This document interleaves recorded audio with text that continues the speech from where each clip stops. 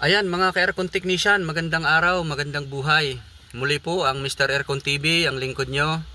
Ay muli kaming mag-check ng aircon sa Santa Rosa, Bilair. Sapagkat nawalan daw yung lamig yung kanilang aircon na wall mounted or split type, media. Kaya tutungo ngayon ang Mr. Aircon TV para ma-check namin kung ano yung naging problema ng kanilang aircon. Ayan, tutunguhin namin yon or pupuntahan namin yung customer namin para ma-check namin kung anong naging problem ng kanilang aircon. Ayan, pa-subscribe na lang ng aming YouTube channel mga ka-Aircon TV. Pa-like and share na rin para lagi kayo naka-subscribe sa amin at makita nyo yung mga ginagawa namin. Para muli po ay sama-sama tayong magkita-kita muli mga ka-Aircon TV kahit sa social media man lang. Ayun, maraming salamat at magandang araw.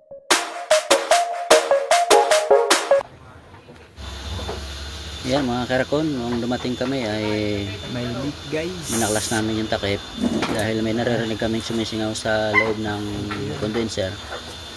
Ayan, makikita nyo, binabuklas ko na yan. Ayan, kung mapansin nyo, dyan yan sa likod ng accumulator, meron dyan sumisingaw sa may nakabend na copper tube. Dahilan yan, papakita namin yung matigas na parang guma nya, kailang tumigas na.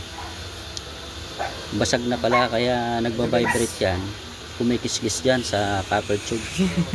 Kaya nakita namin dyan sumisingaw yun, nagagasgas yung copper tube, kaya siya sumingaw, nagnipis yung copper. Ayan, kaya dyan yan sumisingaw. Ayan, kung makapansin nyo, ayan o, nandyan yan sa copper tube, kaya kailangan yan tanggalin. Ayan, ayan yung dahilan. Ayan. Dito rin, nadali rin. Kaya siya nagkaroon ng leak. Tirayan na namin yan guys. Kaya dyan hinilang namin yan. Ayan. Yun ang dahilan kapag nawalan siya ng freon. Bidyan mo bro. Bidyan mo ulit. Patay mo muna. Ayan, kaya kung makikita nyo mga ka-Aircon, ayan yung leak niya.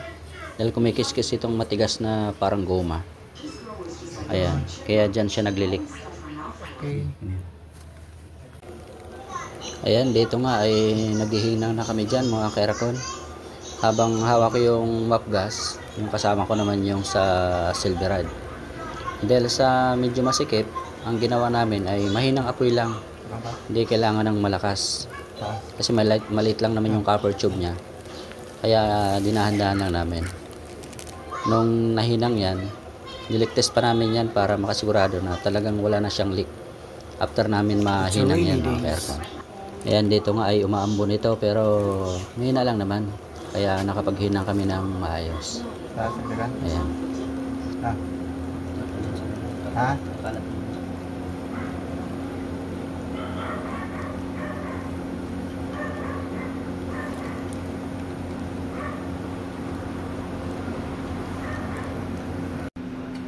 Ayan mga ka-Aircon, at sa pagkakataon nito ay nilagyan muna ng pressure galing sa tangke yung kasama natin yung, yung aircon para malaman namin kung talagang wala ng leak.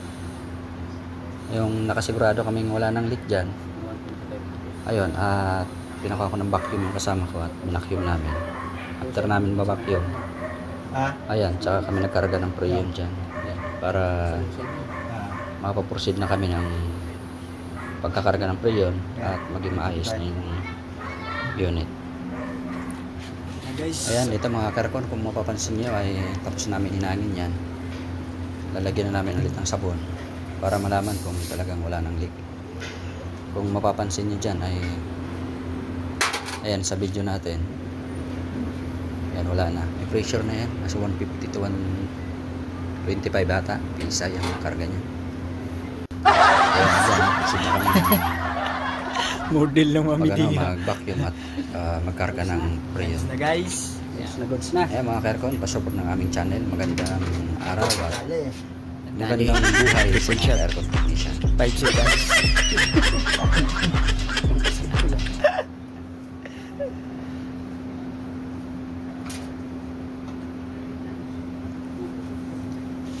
Ano na guys, di na siya bumaba.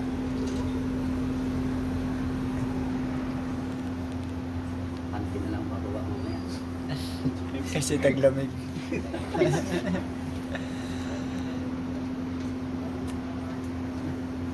Ayos na.